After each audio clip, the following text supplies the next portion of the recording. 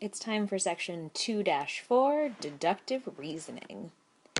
So, deductive reasoning is the process of reasoning logically from given statements or facts to a conclusion. Another name for deductive reasoning is logical reasoning. It's just using your logic. We're going to talk about two laws when we talk about deductive reasoning. The first one is the law of detachment.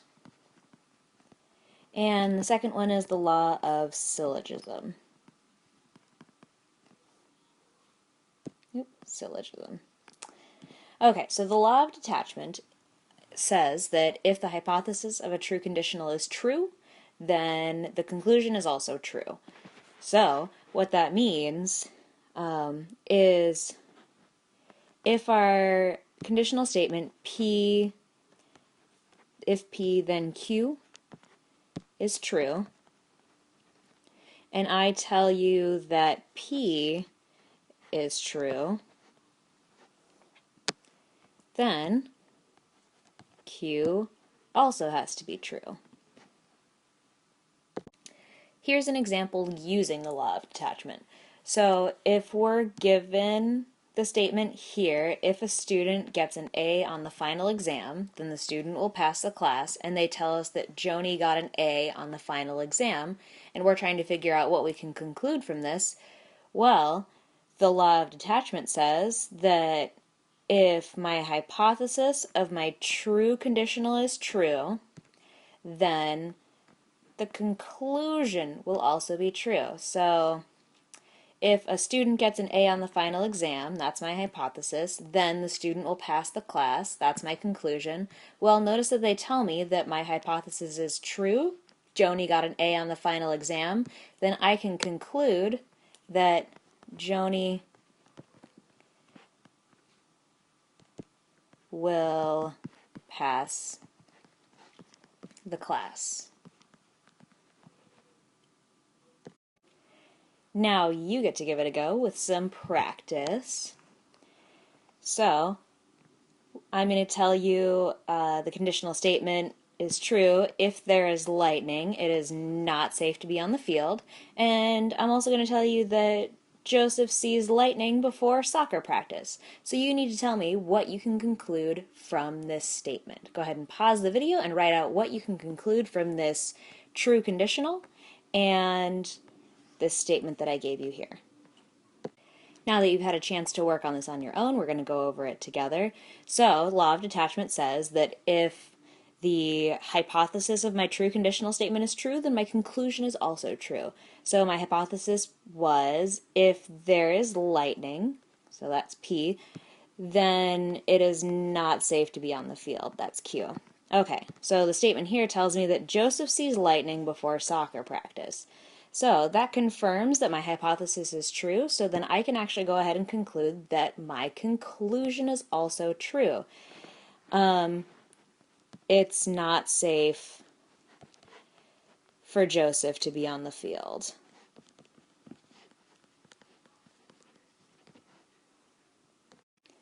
Now we can take a look at the second law that we talked about, the law of syllogism. So what the law of syllogism says is that given two true conditional statements, if the conclusion of one is the hypothesis of the other, we can state a conclusion. So I don't know about you, but to me this sounds like a really long and confusing definition. So the way I like to think of it is like this. Let's say that somebody tells me that I have this true conditional statement, if P then Q. They also tell me that I have this true conditional statement as well, if Q then R. Then I can conclude that if P then R. Now you might have seen something similar to this before in algebra. In algebra we call it the transitive property, and so what that says is if A equals B and B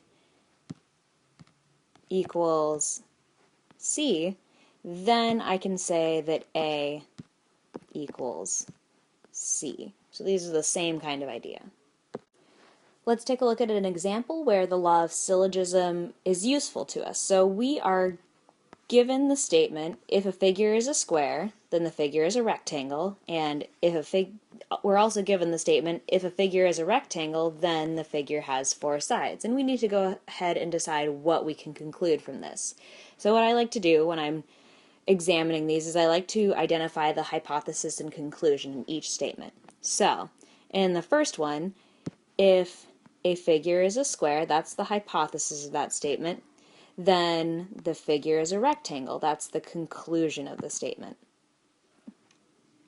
Next, I want to look at the second statement. So it says, if a figure is a rectangle, well, this is the hypothesis of this statement, but notice it was also the conclusion of this statement up here. That's why I put it in the same color.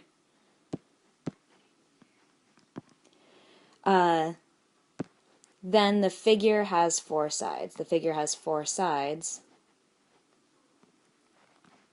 And that's going to be the conclusion of my second statement. So, what the law of syllogism says is that if P, then Q, and if Q, then R, then I can assume, or then I can conclude, not assume, if P, then R. So what I can assume from here, or what I can now we're going to take a look at an example where the law of syllogism is helpful to us. So I'm given these two statements. If a figure is a square, then the figure is a rectangle. And I'm also given the statement, if a figure is a rectangle, then the figure has four sides. So what I like to do to help me figure out what I can conclude from these statements is I like to identify the hypothesis and the conclusion in each of these statements. So, looking at my first statement, if a figure is a square, that's the hypothesis of my statement, so I'm going to label that P. Then the figure is a rectangle, I'm going to label that Q. Looking at my second statement, it says, if a figure is a rectangle, well, notice that a figure is a rectangle is also the conclusion of my previous statement. So I'm going to go ahead and label that in red and also label it Q. So if a figure is a rectangle, that's the hypothesis of my second statement. Then the figure has four sides. That's the conclusion of my second statement. So like I said before, notice that the conclusion of one statement is the same as the hypothesis of another. So the law of syllogism says that I can make a conclusion from this. It says that if P then Q is true, and if Q then R is true, then I can conclude if P then R. So what that says is I can conclude that if a figure is a square, then the figure has four sides. Let's now take a look at an example where the law of syllogism does not work. So, we're given the two statements, if you do gymnastics, then you are flexible, and if you do ballet, then you are flexible. So what I'm going to do to see what I can get out of this, what I can conclude from these statements is I'm first going to identify my hypothesis and my conclusion in each of these.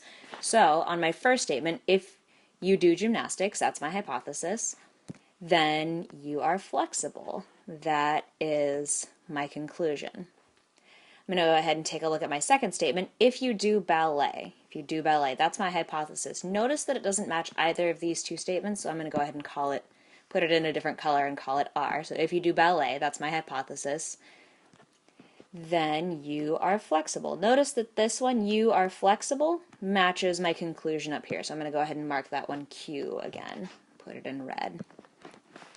So what's happening here, just to use my symbols so that we can keep an outline of what's happening, is I have if P, then Q, and I also have if R, then Q. So the law of syllogism says that I need to have the conclusion of one of my statements be the hypothesis of another one of my statements. Notice that I don't have that going on. Q is the conclusion in both statements, but it doesn't have a tie to the previous statement. There's nothing in this statement that depends on this statement. So I actually can't conclude anything from this. So I'm going to go ahead and put a big old nothing on here. I cannot conclude a single thing from this statement by the law of syllogism. And it's time for some more practice. We're going to take a look at the law of syllogism. So if I give you these two statements, if a whole number ends in 0, then it is divisible by 10. And the second statement, if a number is divisible by 10, then it is divisible by 5. You're going to go ahead and figure out what the hypothesis and conclusion of each statement is, and then tell me what you can conclude from it. So go ahead and pause the video and find out what you can conclude from these two statements. Now that you've had a chance to work on those by yourself, we're going to go over them together. So like I said, first we want to identify the hypothesis and conclusion in each statement. So in the first statement, if a whole number ends in 0, that's my hypothesis, then it is divisible by 10. That's my conclusion. On my next statement, if a number is divisible by 10, so number is divisible by 10, then that's my hypothesis there. Notice that is also the conclusion of my previous statement. It is divisible by 10. So I'm going to go ahead and label that in red, call it Q. That's the hypothesis of my second statement. Then it is divisible by 5. That's my conclusion of my second statement. So what I have going on here is I have if P, then Q, and I have if Q, then R. So law of syllogism says that I can conclude if P, then R. So that means what I can conclude from here is if a whole number ends in 0, then it is divisible by 5. Let's do one more practice problem. So I'm going to give you the statement, if a rectangle has side lengths 3 centimeters and 4 centimeters, then it has an area of 12 centimeters squared. I'm also going to give you the statement, rectangle ABCD has an area of 12 centimeters squared. So what you need to do is you need to identify the hypothesis and conclusion in each statement and go ahead and figure out what you can conclude from these two statements. Go ahead and pause the video and do that now. Now that you've had a chance to work on this on your own, we're going to go over it together. So like I said before, first we want to identify our hypothesis and conclusion in each statement. So on the first one, if a rectangle has side lengths of 3 centimeters and 4 centimeters, there's our hypothesis, that's our P. Then it has an area of 12 centimeters squared, that's our Q, so that's our conclusion.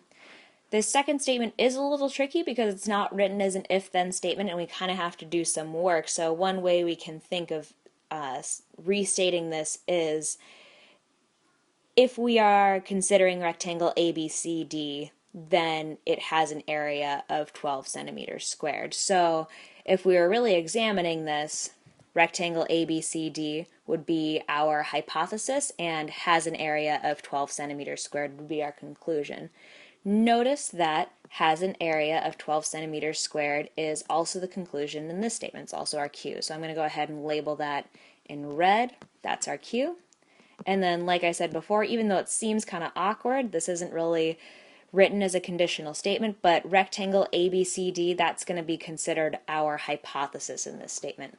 So what we have going on with our setup is we have kind of a if P, then Q, and then we have an if then, or an if R, then Q situation going on. So law of syllogism says I can't actually conclude anything from here because there's nothing that's connecting these two statements. Notice that I don't have a hypothesis that is also a conclusion in either of these statements. I just have the same conclusion Q for both of these statements. So law of syllogism says I can conclude nothing from these two statements.